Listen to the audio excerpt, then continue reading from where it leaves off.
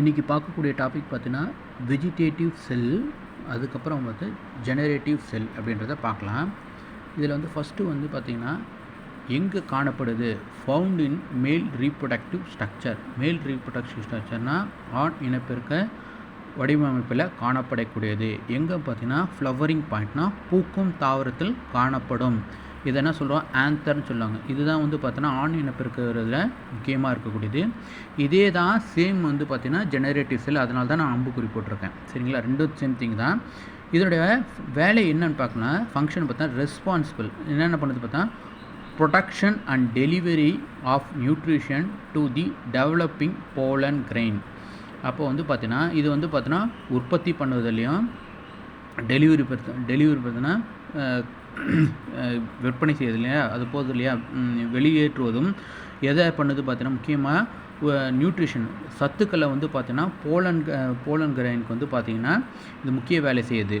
இதுவே வந்து production of sperm செல், இது வந்து பார்த்திங்கன்னா ஆண் இனப்பெருக்க செல்லை மட்டும்தான், ஸ்பெர்ம் செல்லை மட்டும்தான் உற்பத்தி பண்ணக்கூடியது ஜெனரேட்டிவ் செல்.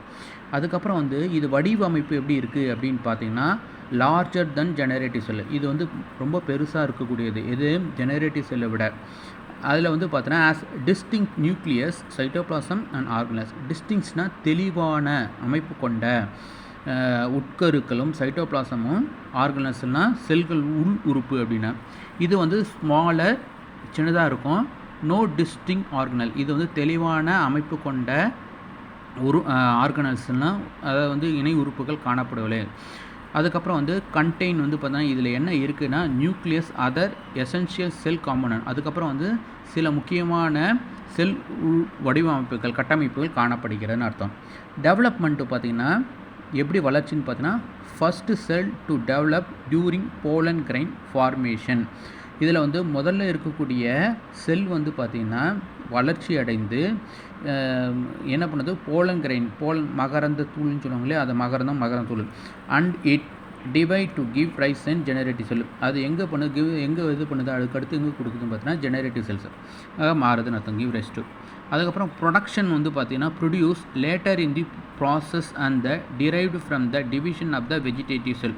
ஏன்னா நம்ம ஏற்கனவே பார்த்துருப்போம் வெஜிடேட்டிவ் செல்லுலேருந்து அது டிரைவ்டு பகுப்படைந்து வேறுபாடு அடைந்து அதுக்கப்புறம் அதிலிருந்து வந்து பார்த்திங்கன்னா பின்னால் வந்து பார்த்திங்கன்னா ஜெனரேட்டிவ் செல்வாக கன்வெர்ட் ஆகுது.